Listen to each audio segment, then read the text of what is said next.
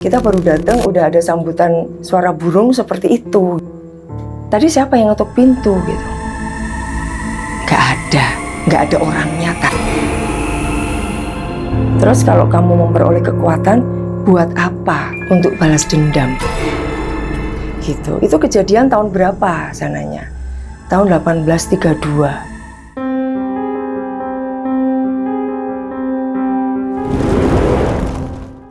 Assalamualaikum warahmatullahi wabarakatuh. Salam sehat dan sejahtera untuk kita semua. Jumpa lagi dengan saya Retno Sutarto dalam Cerita Kisah.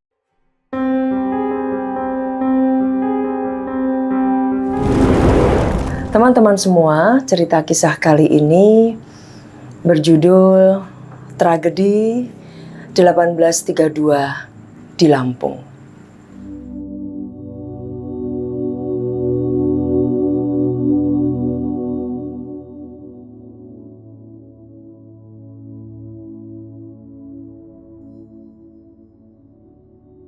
Cerita kisah kali ini sebetulnya merupakan sebuah cerita yang tidak terduga sebelumnya. Jadi berawal dari perjalanan saya dan teman-teman mengikuti reuni Fakultas Hukum Universitas Sriwijaya, khususnya Angkatan 87 di Lampung beberapa waktu yang lalu. Jadi tepatnya waktu itu tanggal 21 hingga 23 Juli 2023. Nah, setelah kami menyeberang, kemudian melewati beberapa daerah yang kita singgahi sebelum sampai akhirnya kita sampai di penginapan, itu kita sudah malam hari ya, sekitar pukul 10.30 kita sampai di penginapan di hotel, di mana hotel kami ini di tepi pantai di wilayah resort gitu di daerah Lampung. Nah karena udah malam, jadinya kita langsung beberes, terus kira-kira sekitar pukul 11:30 saya mandi. Jadi kamarnya itu kita berjajar gitu ya, berjajar. Terus kita kebetulan saya dan satu teman Retno namanya yang satu kamar dengan saya itu berada yang paling pojok sendiri, di mana di sana itu ada pintu keluar yang mengarah ke kayak taman gitu dan akhirnya ada pantainya gitu. Cuman karena kondisi gelap ya karena malam hari, jadi tidak begitu kelihatan saat itu gitu, saat malam itu kita nyampe gitu. Dan itu bukan kayak hotel yang gedungnya menyatu jadi satu gitu, enggak. Jadi memang luas banget karena sifatnya kayak outdoor gitu ya. Nah pada saat kita memasuki mau ke penginapan itu sendiri menuju ke arah kamar, jadi dari lobi ke kamar itu juga lumayan jauh. Jadi kita jalan sambil menenteng koper. Itu udah disambut dengan suara burung gagak. Itu banyak sekali. Kaok, kaok, kaok, seperti itu. Saya cuman batin, ini kok serem amat ya kayak gitu. Kita baru datang udah ada sambutan suara burung seperti itu gitu. Tapi saya diam. Terus akhirnya kita sampai di kamar masing-masing sesuai dengan nomornya gitu. Terus akhirnya kita beberes. Dan saya mandi gitu jam 11:30.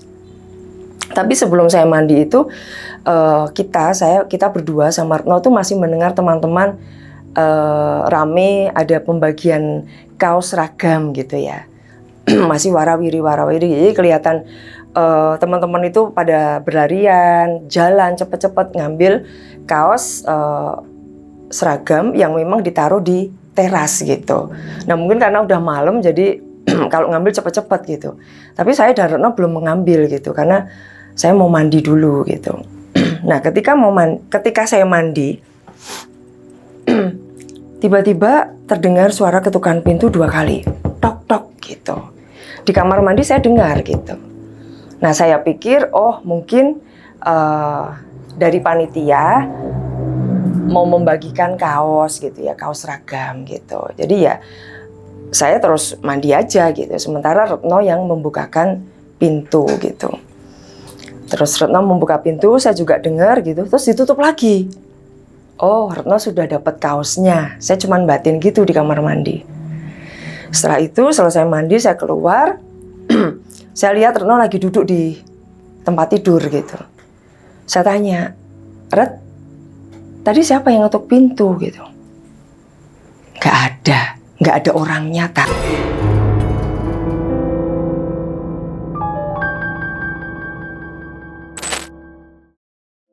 Hah? Mosok kali kirain si Ati atau siapa gitu yang iniin mau ngasih kaos, nggak ada gitu. Oh gitu. Terus dia bilang, temennya Ita kali gitu. Hah? Temenku gitu. Iya, tak cari nggak ada kok gitu.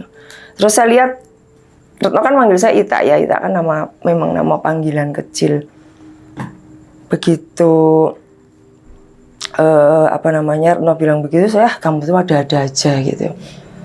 Ya sudah, akhirnya malam itu kita tidak mengobrol lagi soal yang ngetuk pintu itu sebetulnya siapa gitu. Karena begitu Retno membuka pintu itu dilihat emang nggak ada siapa-siapa dan udah sepi gitu. Nah akhirnya terus saya nanya, terus kaosnya gimana nih? Padahal besok pagi kita harus make gitu. Ya udah Ita aja ya yang ngambil gitu. Ya sudah gitu. Akhirnya saya keluar kamar ngambil di teras gitu. Teras yang memang agak di dekat tangga di mana kita tadi menaiki ruangan itu yang menuju ke arah kamar kami gitu. Sesudah saya mengambil kaos, kebetulan juga ketemu temen cowok yang ada di situ juga mau mengambil kaos. Ya sudah akhirnya saya bawa ke kamar. Udah malam itu akhirnya beberes, sudah mandi, sholat, terus kita tidur gitu. Nah, ternyata setelah kejadian itu kita udah nggak berpikir lagi ya, terus kita pulang gitu. Ternyata begitu saya sampai di Jakarta lagi, itu si yang ngetuk pintu tadi itu dibawa sama adik gitu. Nah adik ini memang saya punya teman yang dari bangsa di luar dimensi manusia. Itu yang sering ngikutin gitu kemana-mana gitu. Nah saya nyebutnya adik gitu. Nah ternyata dia membawa sosok yang mengetok pintu 2 kali ke kamar saya dan Retno gitu. Terus ternyata sosok itu adalah sosok perempuan yang wajahnya itu penuh dengan darah karena luka, dan sebagian tubuhnya, bagian kanan ya, bagian kanan itu juga luka-luka darah. Terus dia pakai pakaian kebaya zaman dulu gitu ya, pakai jarik gitu. Seperti saya ini, cuman zaman dulu gitu masih pakai kutu baru yang lebar itu. Nah ternyata dia datang dan memang waktu itu kebetulan ada teman yang bisa sebagai mediator untuk mediumisasi. Nah akhirnya kita bisa berkomunikasi dengan sosok itu gitu. Awalnya sosok itu juga senyum-senyum, kayak ada jahatnya, ada rasa-rasa dendamnya seperti itu. Saya tanya, kamu kenapa gitu ngikutin saya? Iya, wong saya diajak sama ini adik katanya gitu. Terus kamu mau apa gitu? Saya mau minta energi.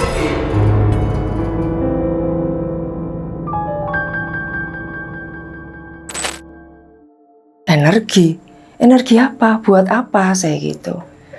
Ya energi biar saya memperoleh kekuatan lagi. Terus kalau kamu memperoleh kekuatan, buat apa saya kayak gitu? Untuk balas dendam. Loh, untuk balas dendam, emangnya kamu kenapa saya kayak gitu? Ternyata dia cerita dia apa ya istilahnya itu, sangat pilu ya ceritanya. Yang jelas pokoknya tadi dia menceritakan bahwa awalnya dia mati bunuh diri gitu. Terus ternyata dia dibunuh seperti itu. Jadi itu kita masih belum mengorek tentang ceritanya ya. Nah kemudian saya bilang, itu kamu udah nggak baik lagi kalau kamu mau melakukan balas dendam. Lagian orang-orang yang dulu menjahati kamu itu juga sudah nggak ada gitu. Itu kejadian tahun berapa sananya? Tahun 1832 gitu. Di mana? Di Lampung seperti itu. Terus nggak ada gunanya kamu kalau mau balas dendam gitu. Lebih baik gimana kalau kamu kita doain, saya gitu. Awalnya dia nggak mau karena memang kalau saya nggak ketemu dengan orang-orang yang dulu menjahati saya, ya saya akan mencari anak keturunannya seperti itu. Sampai dimanapun akan saya cari. Dendam nggak akan ada habisnya.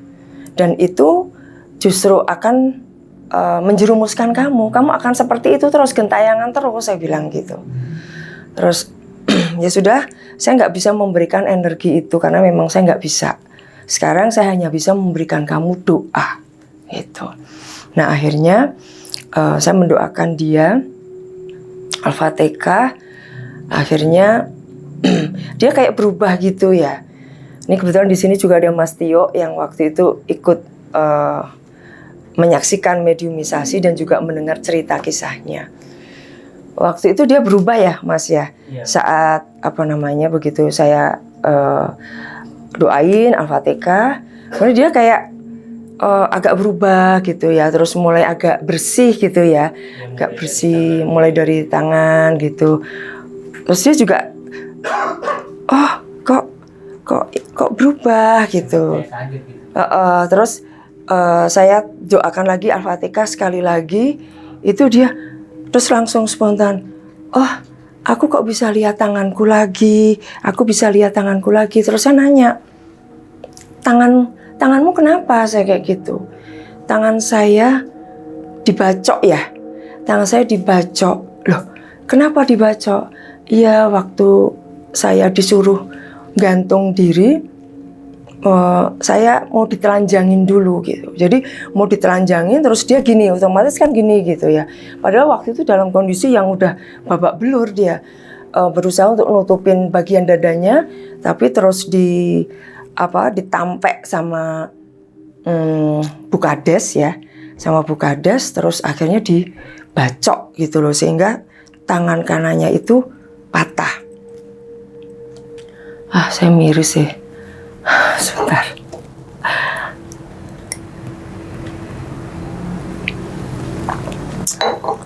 Terus terang saya nggak nyangka teman-teman bisa ketemu sesosok yang bisa menceritakan kisahnya seperti itu ya. Nah terus makanya pada saat saya mendoakan membaca Al-Fatihah sekali lagi tuh tangannya utuh lagi gitu, nggak berdarah. Ya Allah, saya kadang-kadang yaitu ya kekuatan sebuah doa gitu. Terus yang terakhir saya baca lagi Al-Fatihah, itu benar-benar dia kayak sudah dalam kondisi yang bersih, kemudian tangannya udah utuh lagi gitu, dan akhirnya dia kayak udah nggak ada rasa dendam lagi sama mereka-mereka yang menjahati dia gitu. Terus akhirnya dia mengucapkan terima kasih Ibu, sudah didoakan gitu. Nah sebelum dia pergi itu saya nanya, namamu siapa? Gitu. Nama saya Dini Sukma gitu. Nah dari situlah akhirnya saya tahu dia bernama Dini Sukma.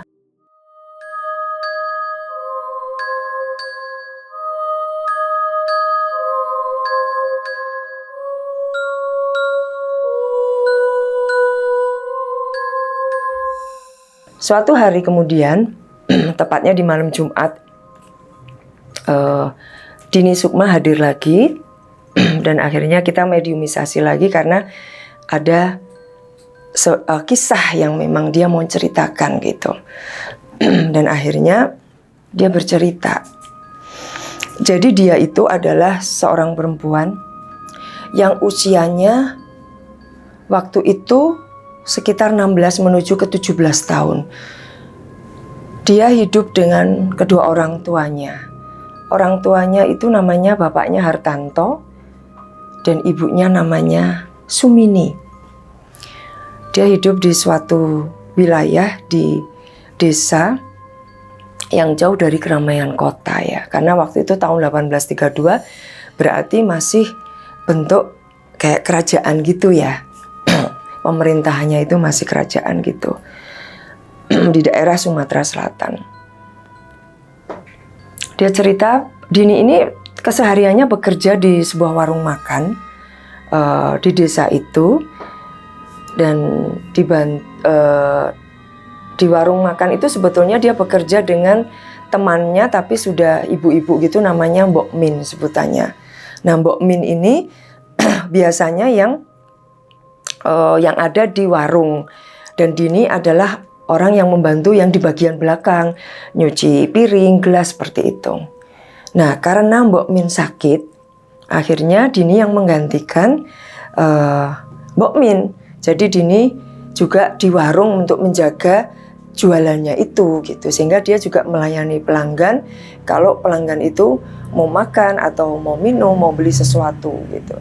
Nah, beberapa hari setelah dia menggantikan posisinya Mbok Min ini, mungkin banyak pelanggan warung yang memang rata-rata banyaknya laki-laki itu kayak melirik-lirik gitu ya, terus menjawil-jawil Dini yang kadang-kadang itu nggak sopan seperti itu. Nah, Dini juga waktu itu sempat marah, tetapi justru malah dia ditambah dijailin gitu.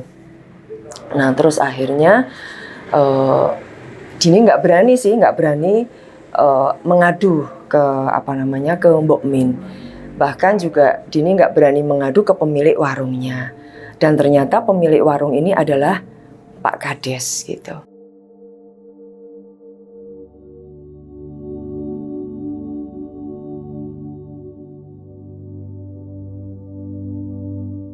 Nah, suatu hari ketika Dini sudah selesai jualan warung itu, menunggui warungnya, dan dia lagi beberes di dapur gitu ya. Jadi itu udah malam hari sekitar pukul berapa sih? Ya mungkin jam 9-an seperti itu. Dia lagi cuci piring, tiba-tiba dari belakang ada yang meluk gitu. Dia kaget, siapa yang meluk? Ternyata laki-laki, ya pelanggannya yang di warung itu gitu. Nah, terus akhirnya Dini menolak, terus dia marah, dia sempat nampar gitu sama si si laki-laki yang memeluk dia tadi gitu. Nah, akhirnya laki-laki itu marah, gantian dia ditendang terus ditampar juga. Nah, waktu itu Dini akhirnya terjengkang dan jatuh pingsan gitu. Dia udah nggak inget apa-apa. Tapi ingat-ingat waktu dia siuman dari pingsan itu, ternyata dia dibawa di sebuah gudang gitu, gudang yang nggak jauh dari warung itu dan juga nggak jauh dari rumahnya Pak Kades sebetulnya gitu.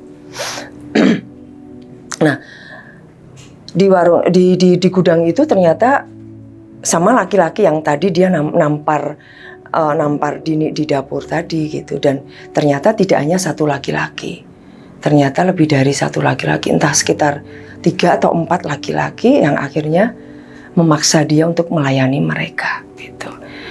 Dini nggak bisa apa-apa ya, namanya juga dalam kondisi yang dia lemes, habis pingsan, habis ditampar, terus begitu siuman, ternyata dia udah dikeroyok 4 laki-laki yang menggagahi dia semua. Sadis kan seperti itu, dan dia nggak berani apa-apa. Nah, setelah itu ya sudah, itu terjadi begitu aja, terus dia pulang. Nah, Dini juga nggak berani mengadu ke bapak ibunya waktu itu gitu, karena masih menyimpan semua kejadian yang baru aja dia alami gitu. Begitu juga pada saat Dini pulang dari pasar ya. Pulang dari pasar itu sebelum subuh itu udah lagi jalan gitu, mau menuju ke tempat warung gitu. Itu juga seperti itu, ada laki-laki atau mungkin ya dibilang sudah berkeluarga juga, bapak-bapak di situ yang pulang dari ronda ya juga iseng gitu sama Dini, suka megang-megang terus narik-narik seperti itu sampai dirangkul-rangkul seperti itu. Akhirnya Dini juga ketakutan terus lari gitu. Nah, akhirnya Dini memberanikan diri untuk lapor ke Pak Kades tentang kejadian yang dia alami gitu. Karena bagi dia mungkin Pak Kades adalah orang yang bisa mengayomi dan orang istilahnya ya sebagai pimpinan mestinya bisa memberikan pengayoman terhadap warganya yang teraniaya gitu. Nah awalnya Pak Kades juga nggak percaya kalau Dini dijahatin sama warganya gitu. Nah sesudah itu Dini pulang ya, udah berapa hari kemudian ada suatu jamuan atau kayak pesta atau apa, entah itu jamuan apa yang dilakukan di tempatnya Pak Kades gitu. Dan Pak Kades maupun anak buahnya itu malah minum-minuman gitu. Nah pada saat itu Dini kan juga ada di situ ya, mungkin kan namanya orang yang ngabdi di warungnya Pak Kades, jadi kalau Pak Kades punya gawe mesti juga ngebantu gitu di dapur. Nah ternyata pada saat dalam kondisi mabuk itu Pak Kades juga malah genitin si Dini itu juga gitu loh. Jadi apa namanya ya, Dini ya kaget ya, justru kok Pak Kades malah bersikap seperti itu terhadap dia gitu loh. Hampir sama dengan yang dilakukan oleh laki-laki yang lain seperti itu. Nah akhirnya Dini mengelak kalau mau diajak untuk melayani Pak Kades gitu. Akhirnya Dini pulang ke rumah, dia nggak tahan terus ngomong ke orang tuanya gitu loh, kalau ternyata si Dini sudah apa ya, dijahatin sama mereka seperti itu. Ya orang tuanya nggak bisa apa-apa, cuma nangis, mau melawan juga nggak bisa gitu. Nah dan akhirnya Pak Kades itu mendatangi rumah Dini sama beberapa bawahannya gitu. Mendatangi rumah Dini marah-marah, marahnya karena kenapa Dini menolak pada saat mau diajak untuk melayani dia seperti itu pada saat acara jamuan itu.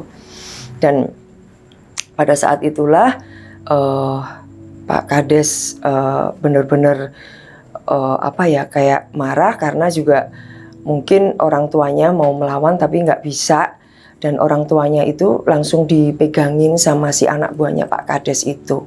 Dan di depan orang tuanya Dini suruh melayani Pak Kades. Kalau nggak mau melayani, orang tuanya akan disakiti. Dan waktu itu sudah dipegangin oleh anak buahnya Pak Kades seperti itu. Jadi ya teman-teman bayangin aja bahwa seorang gadis usia 16 menuju ke 17 tahun bertubi-tubi dia mengalami pemerkosaan, kemudian melayani dengan paksa orang-orang bejat yang ada di wilayahnya justru. Bahkan sekarang ini Pak Kades melakukan hal itu. Nah akhirnya ya apa ya, akhirnya Dini berhenti bekerja di tempatnya Pak Kades.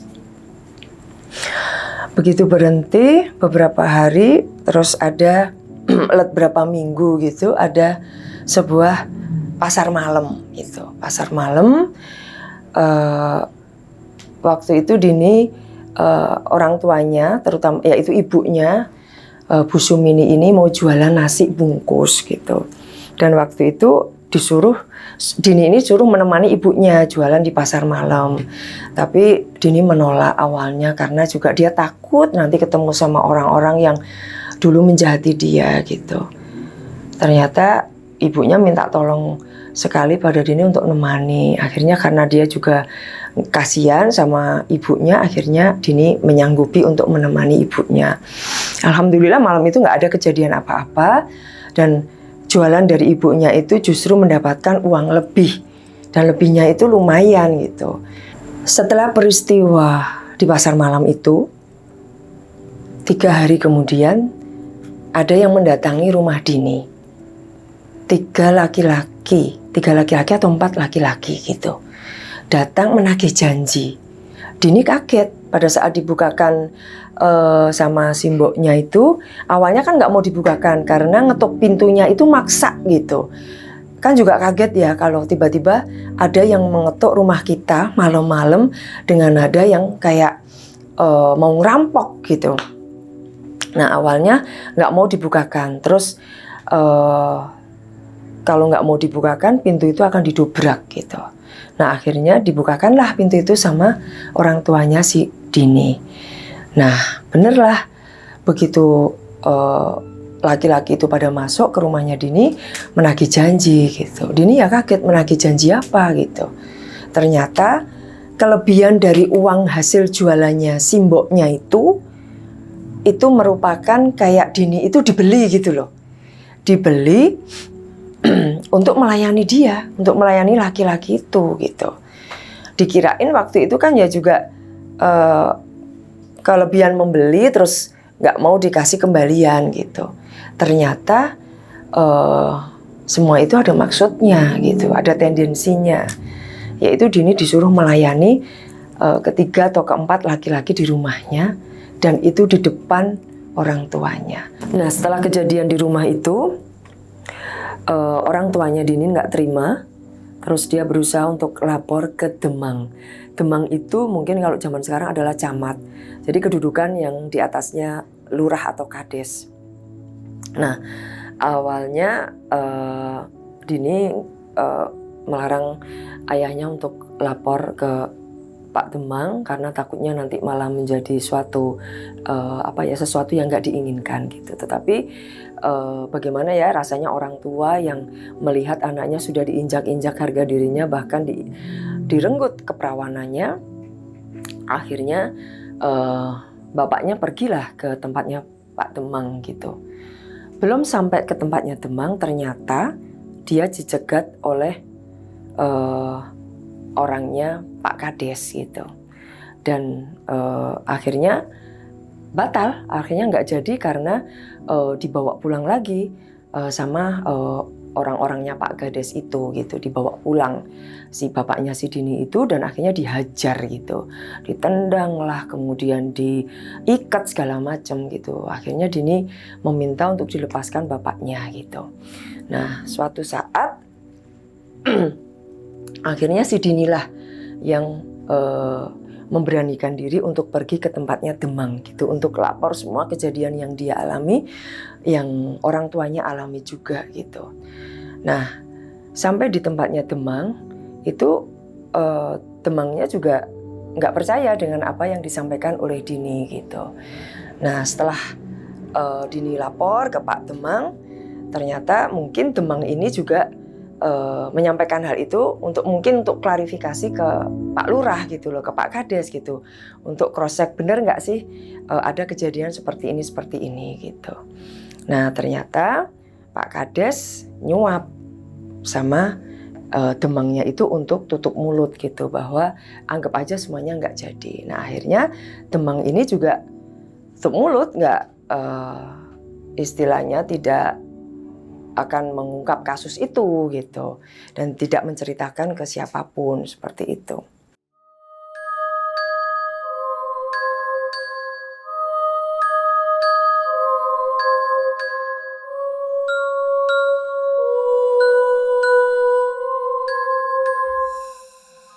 Setelah si Demang ini disuap oleh Pak Kades, beberapa hari kemudian si Demang ini manggil Dini. Nah dengan utusan anak buahnya gitu ya.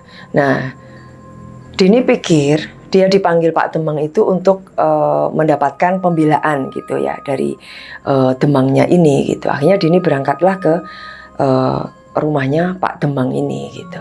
Sesampainya di sana, terkejutlah si Dini itu melihat banyak laki-laki di sana, dan ternyata Pak Kades itu juga ada di sana. Dan disitulah akhirnya si Dini ini dipaksa sama Demang dan juga kadesnya itu melayani mereka, para laki-laki yang ada di rumah Demang itu gitu. Jadi maaf ya, ini mungkin agak jorok. Jadi dia itu disuruh melakukan apa ya? Aduh, nggak tekan aku ngomongnya. Istilahnya itu mengisap kemaluannya si laki-laki, para laki-laki, dan itu nggak hanya satu orang. Demangnya Pak Kades dan anak-anak buahnya di situ semua. Sampai katanya Dini itu saya sampai muntah-muntah Bu gitu. Sampai semua isi perut saya itu keluar. Nah, dalam kondisi seperti itu Dini lemes ya. Tiba-tiba istrinya Demang itu keluar marah. Dikirain si Dini ini adalah pelacur gitu. Karena memang ternyata kabar yang beredar di luar ini, si Dini ini adalah genit, wanita yang suka melayani atau menghibur laki-laki orang lain seperti itu. Jadi berbalik fitnah gitu loh. Akhirnya dijambaklah rambutnya si Dini itu, ditarik ke halaman keluar gitu. Terus ya Dini ya ampun, pokoknya saya itu tidak seperti itu gitu. Saya itu perempuan baik-baik, Bu, saya nggak mau akan itu. Tapi semua udah nggak percaya. Dan akhirnya dari halaman rumahnya Demang, setelah dia dijambak istrinya Demang, gantian yang jambak itu istrinya Kades. Karena istrinya Kades juga datang ke situ dengan para ibu-ibu yang lain. Akhirnya Dini itu diseret dalam kondisi yang sudah lemes. Diseret rambutnya, dijambak itu. Jadi diseret gitu. Jadi sebagian mukanya itu kena tanah yang berbatu-batu. Makanya luka mukanya itu berdarah-darah gitu, sampai bagian tubuhnya sebelah kanan. Kemudian juga barut-barut lah. Bayangin sendiri kalau kita diseret dalam kondisi tengkurap, rambut kita dijambak, lalu tanah itu tidak halus, jadi kasar, ada batu-batuan seperti itu. Dan di perjalanan itu katanya Dini, itu dia dikencingin, ditendang-tendang seperti itu. Bayangin. Ya Allah. Rasanya itu benar-benar kasihan banget itu ya. Nah, akhirnya sampailah dia itu dibawa ke rumahnya Dini. Dan di sana orang tuanya ya histeris ya melihat anaknya seperti itu gitu. Orang tuanya mau membela tapi juga nggak bisa. Orang tuanya sendiri juga diikat gitu. Dan Bu Kades itu bilang bahwa orang yang sudah merusak nama desa ini dan ya istilahnya pelacur, itu harus dilenyapkan dari muka bumi seperti itu. Ya yang lain pada manut ya, pada istilahnya kayak justru menyetujui apa yang dikatakan oleh Bu Lurah gitu atau Bu Kades gitu. Nah akhirnya ternyata di situ di depan rumahnya Dini itu kan kayak ada pohon waru ya Mas Tio, ya ada pohon waru 2. Ternyata sudah dibentangkan tali di situ. Tali di mana ternyata Dini itu dipaksa untuk gantung diri.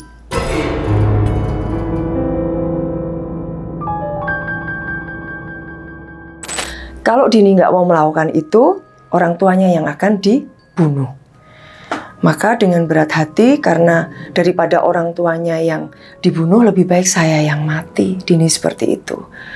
Dan akhirnya pada saat dia mau menuju ke tali yang sudah disiapkan itu, dia mau ditelanjangin. Nah, otomatis dia berusaha, si Dini itu menutup dadanya ya, karena kebayanya tuh dibuka gitu sama Bu Kades gitu. Dia berusaha, malah tangannya Dini itu ditampek dan dibacok sama benda tajam, entah itu arit, entah itu pisau, sampai akhirnya hampir putus atau malah sudah putus. Nah, akhirnya dengan kondisi yang luka-luka dan perih, semuanya perih, baik di dada maupun perih yang ada lukanya seperti itu, terpaksa dia gantung diri. Jadi dia naik, udah disiapin kayak kursi kecil untuk manjat, dan akhirnya dia gantung diri. Sebelum dia mengucapkan kata-kata terakhir untuk orang tuanya, kursi itu udah ditendang sama beberapa orang yang ada di belakang Dini. Akhirnya terikatlah ya dia, mencekiklah tali itu. Dalam kondisi dia sakaratul maut seperti itu, dia melihat bapaknya itu dimasukkan dalam rumahnya dan dibakar hidup-hidup. Nah, itulah kisah tragis yang menimpa Dini Sukma, sosok perempuan yang tempo hari mengetuk pintu kamar di mana saya dan Retno tidur di dalamnya. Tidak menyangka kalau ternyata sosok ini menyimpan sebuah kisah sangat tragis dan pilu, sangat menyayat hati teman-teman.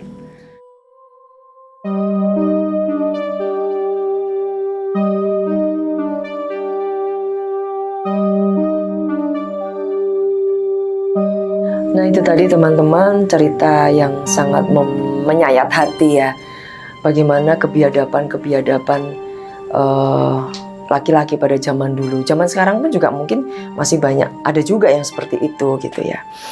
Nah, semoga cerita kisah ini bisa menjadi pembelajaran hidup buat kita semua, dan semoga bisa menebarkan manfaat. Dan mudah-mudahan teman-teman juga bisa mendoakan Dini Sukma namanya, sosok yang punya cerita kisah pilu yang saya ceritakan tadi. Baik teman-teman, terima kasih atas perhatiannya. Jangan lupa untuk terus dukung channel YouTube Retno Sutarto. Jangan lupa untuk subscribe yang belum subscribe, kemudian like, komen yang positif, dan share ke teman-teman kalian semuanya. Semoga kedepannya saya bisa menyajikan jagongan mistis yang lebih menarik lagi. Terima kasih teman-teman atas perhatiannya, dan akhir kata saya ucapkan wassalamualaikum warahmatullahi wabarakatuh. Rahayu, rahayu, rahayu.